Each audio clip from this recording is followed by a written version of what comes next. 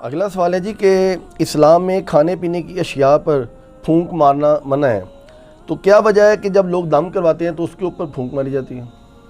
یہ وجہ تو انہی سے پوچھے دم کرنے والوں سے. یہ تو بالکل صحیح ہے. ابو داؤد کے اندر، سنن ابن ماجہ کے اندر صحیح سند کے ساتھ حدیث موجود ہے کہ نبی علیہ السلام نے کھانے پینے کی چیزوں میں پھونک مارنے سے منع فرمایا ہے. تو یہ دم کے لیے بھی یعنی آپ تو پھونک کی بات کر رہے ہیں، لوگ تو یعنی اپنے بزرگوں کی تھوکیں ڈلواتے ہیں اور وہ سہارا لیتے ہیں بخاری اور مسلم کی احادیث سے. بھئی نبی علیہ السلام کی تھوک مبارک، آپ کا پسینہ مبارک، وہ تو تبرکات ہیں. آپ کے پسینے سے تو بدبو آتی ہے. نبی علیہ السلام کا پسینہ تو عطر کے طور پہ استعمال ہوتا تھا. آپ کی تھوک مبارک سے تو آپ پلی لے ہی نہیں سکتے. آپ علیہ السلام کی جو کوالٹیز ہیں وہ تو ایکسٹرا آرڈنری ہیں. باقی عام بندے کی تو یہ معاملات نہیں ہو سکتے کہ جی وہ تھوک ڈلواتے ہیں جی شفا ہو جائے گی. ایسا نہیں ہوتا. یہ بالکل غلط ہے. نبی علیہ السلام نے کھانے پر پینے کے اوپر پھونک مارنے سے منع کیا. رہا دم والا معاملہ تو وہ بخاری مسلم میں موجود ہے کہ نبی علیہ السلام خود اپنے آپ کو بھی دم کیا کرتے تھے. المعوذات، آخری 3 سورتیں پڑھ کے، رات کو سونے سے پہلے 3 دفعہ پڑھ کے، یعنی 3 سورتیں ایک دفعہ پڑھی، پھونکا ہاتھوں پہ، پورے جسم پہ مل لیا، پھر دوسری بار، پھر تیسری بار. اور اما عائشہ کہتی ہیں کہ جب نبی علیہ السلام بیمار ہو گئے، بخاری کے الفاظ ہیں، تو پھر میں یہ صورتیں پڑھ کے آپ کے مبارک ہاتھوں پہ دم کر کے آپ کے ہاتھوں کو آپ کے جسم پہ پھیر دیتی تھی. اپنے ہاتھوں کو نہیں سر، پوائنٹ ٹو بی نوٹڈ. نبی علیہ السلام کے ہاتھ برکت والے، حضور کے ہاتھوں پہ پڑھ کے حضور کے ہاتھوں کو جسم پہ پھیر دیا کرتی تھی. یعنی شیاطین، جنات، جادو اور نظر بد کے اگینسٹ یہ المعوذات 3 پناہ دینے والی صورتیں ہیں. سورہ الاخلاص، سورۃ الفلق اور سورۃ الناس، قرآن حکیم کی آخری 3 صورتیں. یہ والا دم تو ٹھیک ہے، لیکن پانی کے اوپر دم کرنا اور پانی کے اوپر یعنی پھونک مارنا یہ جراثیم والا معاملہ ہے. ایون جامعہ ترمذی کے اندر یہ بھی حدیث موجود ہے کہ نبی صلی اللہ علیہ وآلہ وسلم نے فرمایا کہ اگر کوئی شخص پانی پیے نا تو وہ پانی کے اندر سانس نہ لے. سانس لینے، کیونکہ سانس لینے سے بھی تو پھونک چلی جائے گی نا، یعنی گلاس کو اپنے منہ سے ہٹا کے سانس لے. اور اسی حدیث کے اندر الفاظ ہیں، ایک صحابی کہتے ہیں کہ اگر پانی پیتے ہوئے اس میں کوئی تنکا آ جائے پھر میں کیا کراں؟ وہی سوال ہے نا. اور کیا عورتیں کیا بچوں کے لیے دودھ ابال کے دیتی ہیں نا، وہ ملائی ہٹانے کے لیے پھونک مار دیتی ہیں.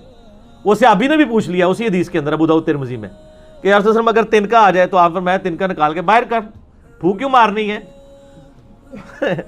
تو یہاں پہ بھی میں یعنی کب کسی کو دیکھتا ہوں نا، میں رات کو وہ بھائی مجھے کہتی ہے نماز کے بعد نا وہ کشمیری چائے تو لے آنا میرے لیے. تو میں لینے گیا تو وہ جو لفافے اٹھا رہا ہے نا، پہلے اس میں پھونک مارتا ہے اس کو کھولنے کے لیے، اس میں چائے ڈالتا ہے. تو میں نے اس کو کہا یار یہ پھونک مارنا منع ہے، نبی علیہ السلام نے منع فرمایا. تم مطلب پھونک مارنی بھی ہے آپ یعنی باہر ویسے پھونک مار لیں، اس کو لفافے کو کھولنے کے لیے پھونک مارنے کی ضرورت نہیں ہے. لفافہ ایسے کھولیں، اس میں چائے انڈیل لیں.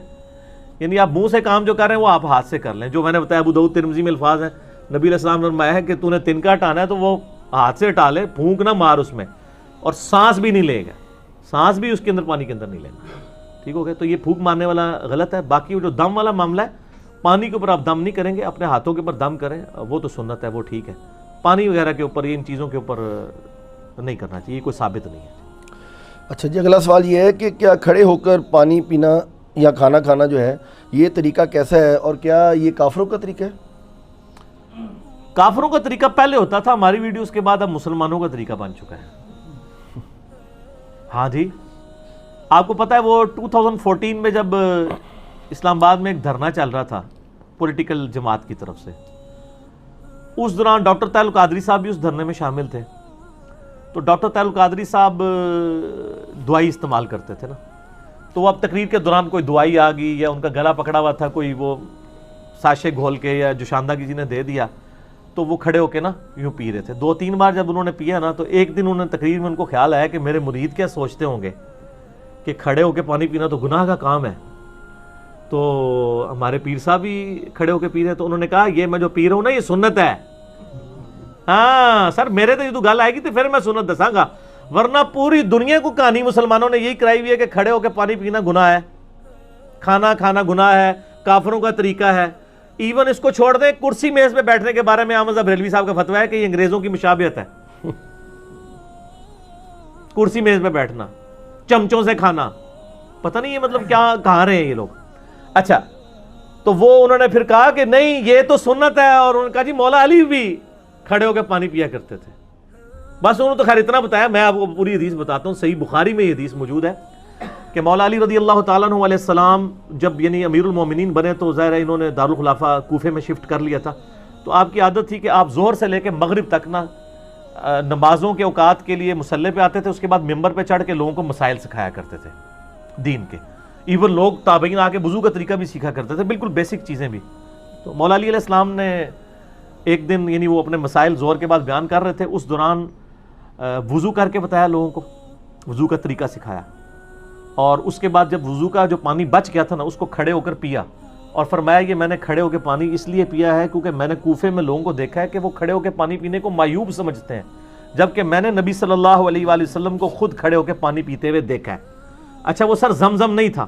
اس میں بھی مولویوں نے نا پخ چھوڑ دی، انہوں نے کہا جی وضو کا بچا ہوا کھڑے ہو کے پی سکتے ہیں، عام حالت میں نہیں پی سکتے. یہ گورے کو جب بتائیں گے نا تو وہ تو آپ کے اوپر ہنسے گا، آپ کا مرید تو چپ کر جائے گا، وہ مجھے کہا یہ کون سا طریقہ ہے بھائی، پانی تو پانی ہے. چلے زمزم کو آپ نے لادا کر لیا. بخاری مسلم میں یہ حدیث موجود ہے کہ نبی علیہ السلام نے زمزم کو کھڑے ہو کے پیا. ہمارے نزدیک تو وہ دلیل بھی کھڑے ہو کے لیے کافی تھی. زمزم بیٹھ کے بھی پی سکتے ہیں، زمزم کھڑے ہو کے بھی، دونوں سنت طریقے ہیں. مولا علی نے اس میں فرمایا کہ تم معیوب سمجھتے ہو کھڑے ہو کے پانی پینے کو، کیٹاگوریکل مینشن کیا. آپ نے یہ نہیں کہا کہ وضو کا بچا ہوا پینے کو، آپ نے کیٹاگوریکل بتایا کہ نبی علیہ السلام نے کھڑے ہو کے پانی پیا ہے. اور اس کی سپورٹ میں ایک اور حدیث ہے ترمذی اور ابو داؤد میں، بڑی رکت انگیز حدیث ہے جی. ایک صحابی کہتے ہیں نبی علیہ السلام میرے گھر تشریف لائے تو میرے گھر میں ایک کونے میں مشکیزہ لٹکا ہوا تھا.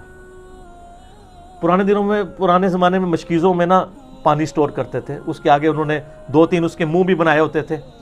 اچھا تو کہتے ہیں نبی علیہ السلام نے نا وہ منہ پکڑ کے نا ایک تو اس میں سے پانی یوں کر کے پیا. کہتے ہیں میں حضور کو دیکھ رہا تھا. اس صحابی کا نام ہے کبشہ رضی اللہ تعالیٰ عنہ علیہ السلام. کہتے ہیں میں نے نظر رکھی ہوئی تھی، جیسے حضور فارغ ہوئے نا وہ میں نے منہ کا حصہ کاٹ کے نا اپنے پاس تبرکن رکھ لیا. مشکیزے کا منہ کاٹ کے انہوں نے تبرکن رکھ لیا کہ نبی علیہ السلام نے اس سے پانی پیا تھا. یہ ترمذی اور ابو داؤد کے اندر حدیث موجود ہے. اس میں بھی الفاظ ہے کہ نبی علیہ السلام نے کھڑے ہو کر مشکیزے سے پانی پیا. اس میں تو زمزم ہے ہی نہیں ہے، تو نبی علیہ السلام خود کھڑے ہو کے پی لیتے تھے.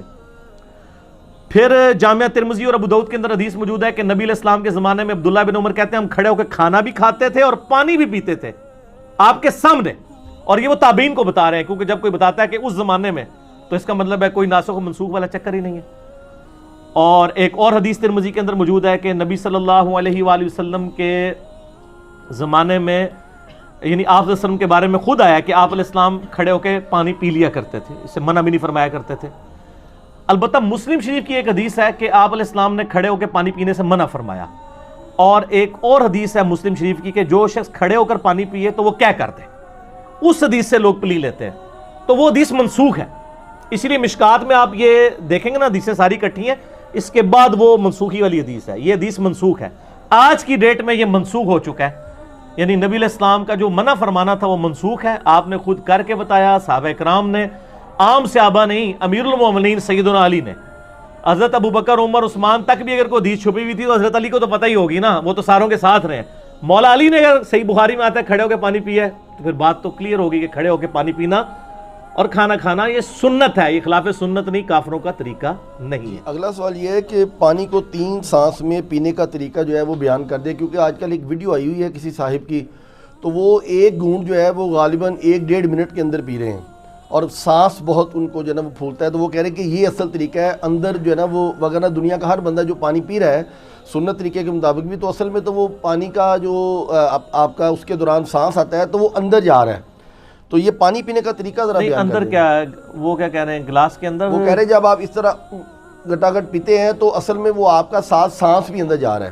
نہیں اس طرح نہیں ہے، پتہ نہیں ان کو کس نے یہ پڑھا دیا ہے.